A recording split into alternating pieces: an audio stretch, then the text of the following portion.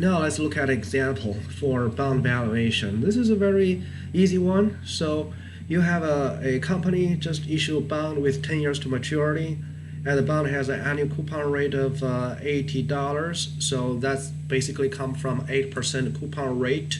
So coupon rate of 8% times 1,000 face value, so that's $80. And lucky for us, this coupon is made annually. You see, this is an annual coupon, not semi-annual. So we don't have to adjust the frequency, or our frequency is 1, which requires no additional work. The bond has a yield to maturity of 8%, and you should know that the yield to maturity is the required return, and we're going to use this to discount our bond's cash flows, like coupons and face value. So this is a coincidence that the coupon rate is equal to yield to maturity. However, coupon rate is not yield to maturity. Coupon rate determines cash flow, yield to maturity determines discount. So how do you perform the calculation? For the skills of using Excel, of using financial calculator, you should get back to chapter 5, time value of money. I have built up two special videos to teach you how to do Excel on time value of money and how to use financial calculator. And this is just another application of those skills. If you're using financial calculator, this is what you should do. So you just put 1,000 as the present value. You will solve 1,000 as the present value, so that's your solution. So that's the bond price. And you should know that when yield to maturity equals to coupon rate, the bond price equals to par value. Okay. So in this particular example, you're gonna put 80 as a payment. You're gonna put 10 as number of years. You're gonna put 8 as interest rate, and for future value is 1,000. And then you solve for present value. That's also 1,000. So that basically tells you if yield to maturity equals to coupon rate, then the bond is selling at par. Okay, it's selling at par. And this is called a par value bond. So if yield to maturity is greater than the coupon rate, let's say if this changed to 10%, this yield to maturity changed to 10% from 8%, then the bond price would drop because you just apply more discount for the same cash flows. If yield to maturity changed to a rate lower than 8%, for example, 5%, then your present value would be higher than $1,000. So that means the bond will be sold at premium. That means you did not put a lot of discount for the cash flows, so you would end up with some premiums. All right, so here is a dynamic story of the same example. The company issued a 10-year bond, and so now let's say now the rate has changed to 10%, okay, from 8%, the yield to maturity changed to 10%, then the interest rate we're gonna adjust is from 8 to 10, okay? And then after a year, then you wanna know the bond price, so you should change the number of a period from 10 to 9, because you have less years to maturity. And then you solve again for the present value. You should notice that the payment and the face value, they never change. Okay, the payment and the face value, they never change. No matter when you treat the bond, no matter what the discount rate is, the cash flows are always the same. This is one of the features of the bond. And the bond, by the way, is also called a fixed income investment.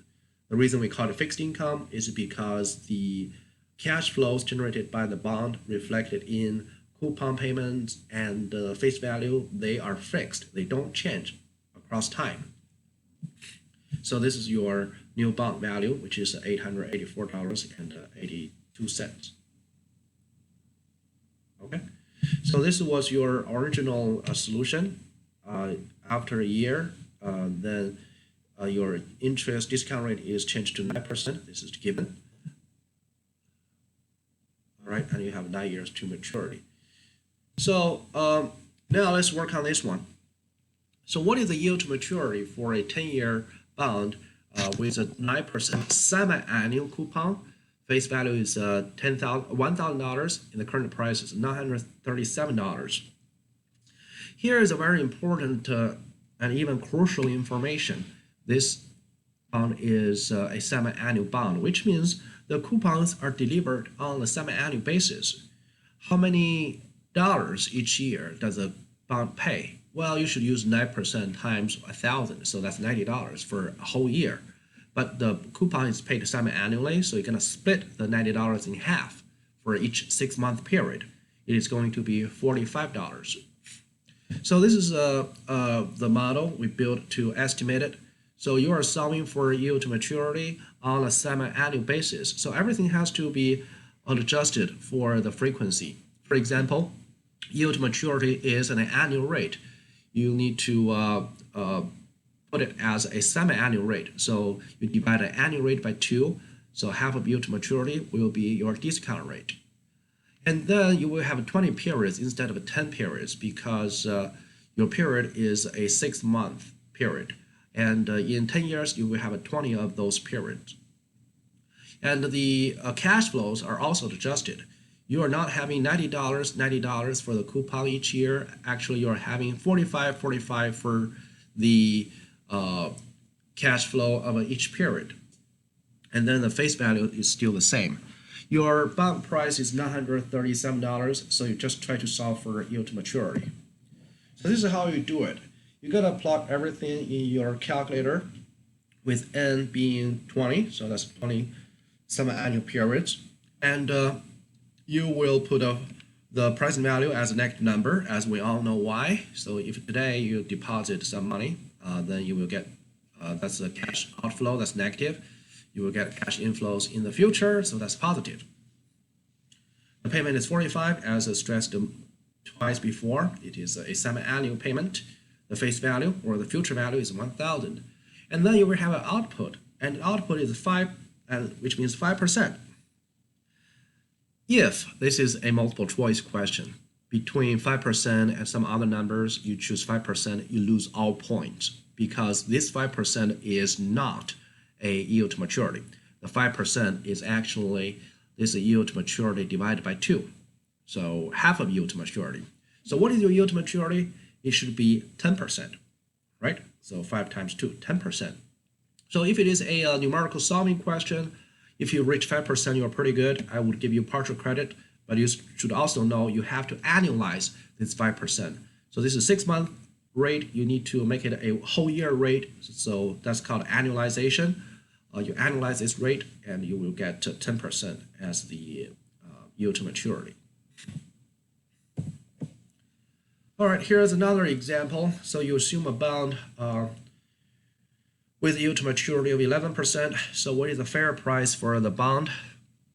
The coupon payment is $31.875. So the face value is $1,000. So you remember this is a semi-annual coupon payment. So the time period is from January 2014 to December 2018. And how many years in between? So if you use 18 minus 14, that's 4 years. And some people may say, okay, it's 4 years, so that's 8 semi-annual periods. However, that's wrong. The reason is if you count for the month, the January here and December here, so you need to add another year. For example, if from January 2014 to December 2014, that's one whole year. And then from December 2014 to December 2018, that's another 4 years. So in total, you should have 5 years. So how to count the number of years, that's another skill you need to have. And the yield to maturity should be 11%. And in your calculator, you should put half of that, or 5.5%. Why do you do that? Because this bond is a semi-annual bond. You have to make everything under semi-annual term. So this yield to maturity has to be cut in half. So this is how you perform the calculation. If you have 5 years, you're going to convert to 10 or 10 semi-annual periods. If your yield to maturity or your discount rate is 11%, you're going to cut in half to a 5.5. Your coupon payments each year each period, each 6 months, and your face value is 1,000, then you solve for the present value, which will be a negative output. But that's fine. So you just need to know the numerical portion of this value, $825.69. So that's your result.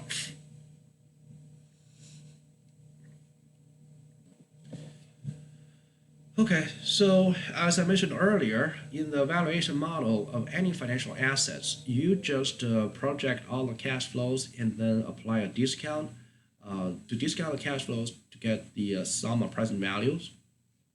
So that should be the fair price of the financial assets.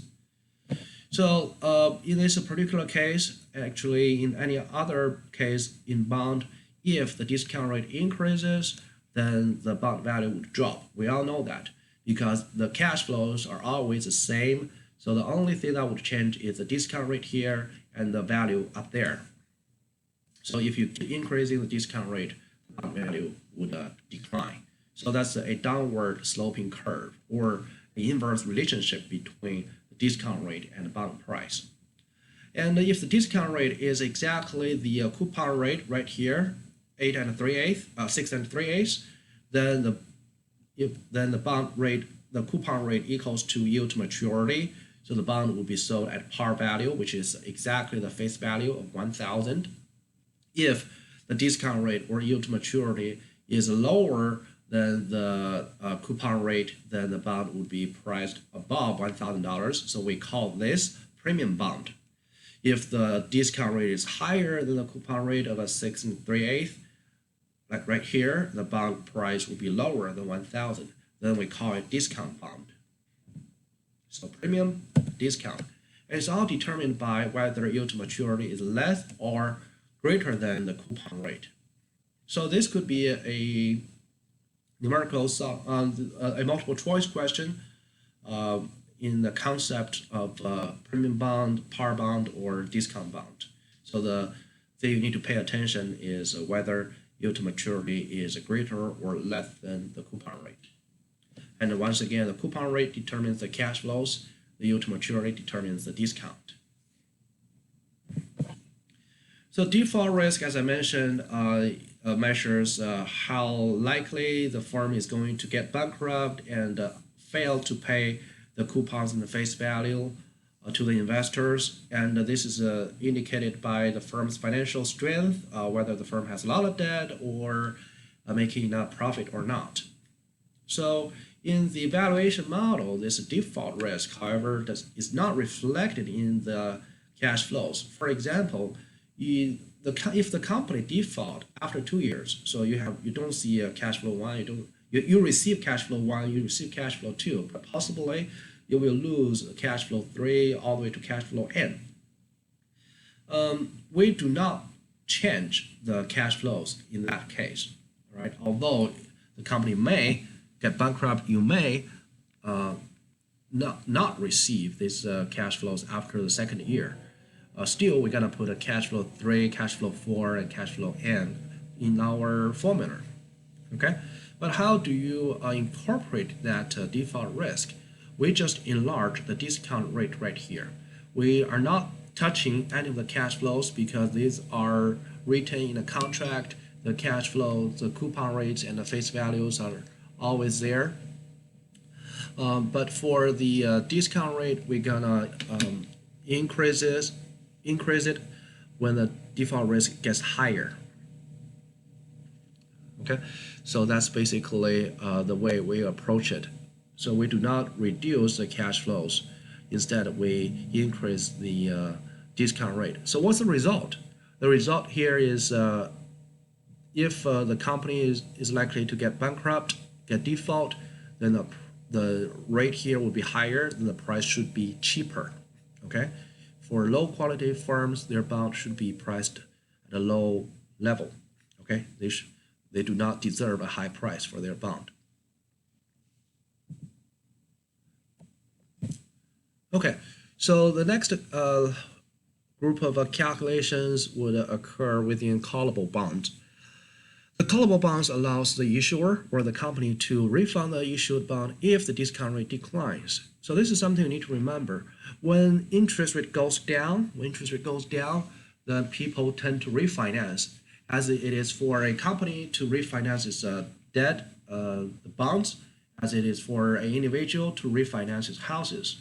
Why is that?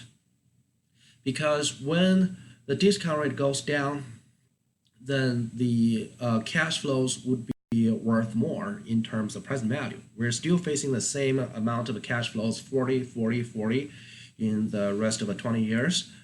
Just because discount rate goes down, the value of the cash flows, the present value of the cash flows would become larger.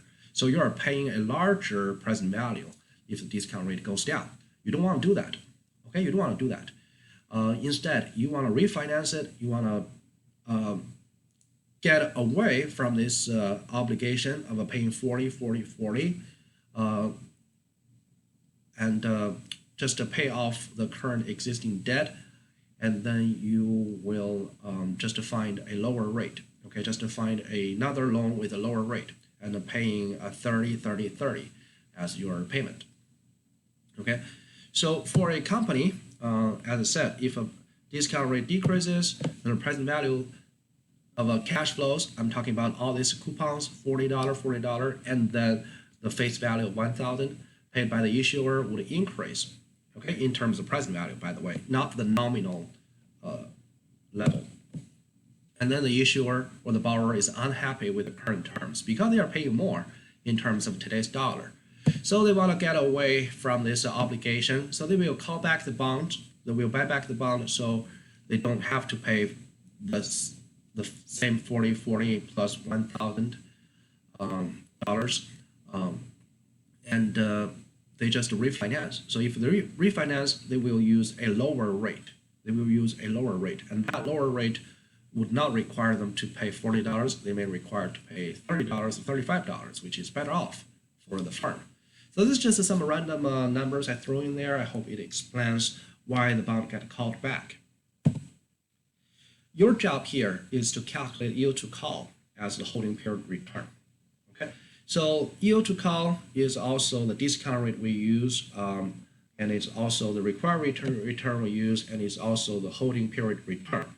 Why the required return is holding period return is all because if the market require 10%, then the market will get 10%. If they don't get 10%, then this financial or this bond would not exist. Okay, they would not exist. Okay, so here is an example. You have a 10-year, 10% semi-annual coupon bond selling for this price.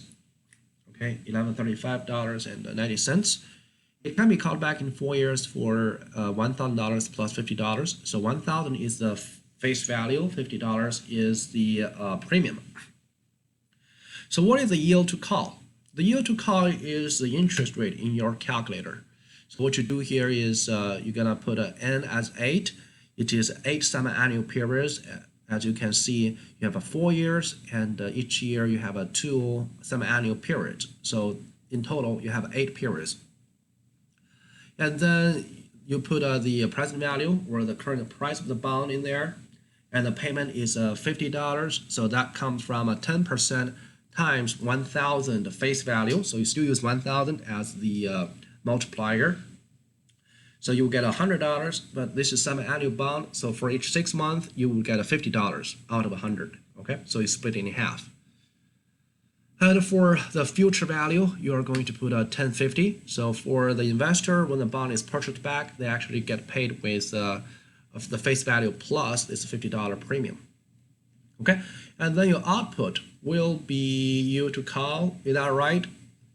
Actually, it will be half of the yield to call. You have to adjust for the frequency. Okay, when everything is made on a semi-annual basis, like a number of periods, like a payments, so this interest rate is also a semi-annual rate. Recall that yield to call is an annual rate, so you have to annualize this term and multiply it by 2. Okay, so this should be your yield to call. So you will need to perform same calculation in your exam, in your homework. Okay, now let's talk about interest rate risk. As I said, interest rate is not the coupon rate you pay. Interest rate is about the discount. Okay, so if interest rate increase, what happened to price? The price will drop, right? So there's inverse relationship, as I showed you earlier. It goes like this way. Okay, inverse relationship. So it goes like this, downward. When interest rate goes up, price goes down. When interest goes down, price goes up. So there's always a volatility of interest rate. So the bond prices should respond accordingly. So there's also volatility in bond prices. So that's called a price risk or interest rate risk. And that is the change of a price due to the change of the interest.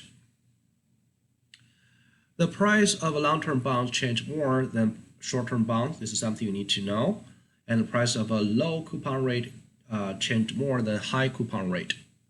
This is something you need to remember as I mark them in the right font. So this indicates sensitivity. So long-term bonds are more sensitive to interest rate than short-term bonds. Low coupon bonds are more sensitive to interest rate than high coupon bonds.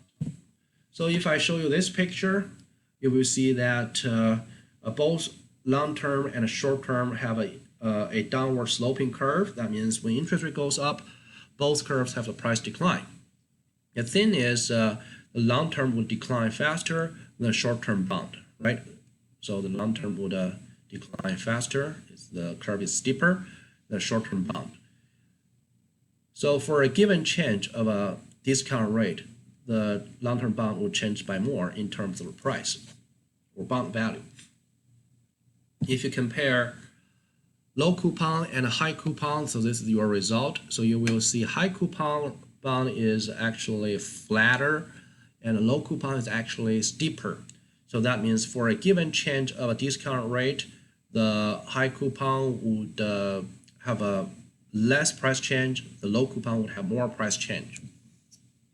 Okay. So this is something you can demonstrate. You can throw in some numbers in a bond example and then see how it works, or you can just remember that. What's the implication here? If we remember that long-term bond and a low coupon bond are more sensitive, what can we do with it? So here is the common knowledge when you're trading bond. If interest goes up, you will know the price will go down. All bond has a price decline. If interest goes down, price will go up. All right. If price goes down, you prefer to buy the bonds with less decline in price, right? So between less decrease and more decrease, you prefer less decrease in price. So that's when you buy the bond. So you tend to hold less sensitive bond when the price goes down. And when the price goes up, you prefer to hold more sensitive bond. Okay, for more sensitive bond, the price increase would be higher, so that's better. And what are the less sensitive bonds? Those are short-term, high coupon. The more sensitive bonds would be long-term, low coupon. So that's something you need to remember.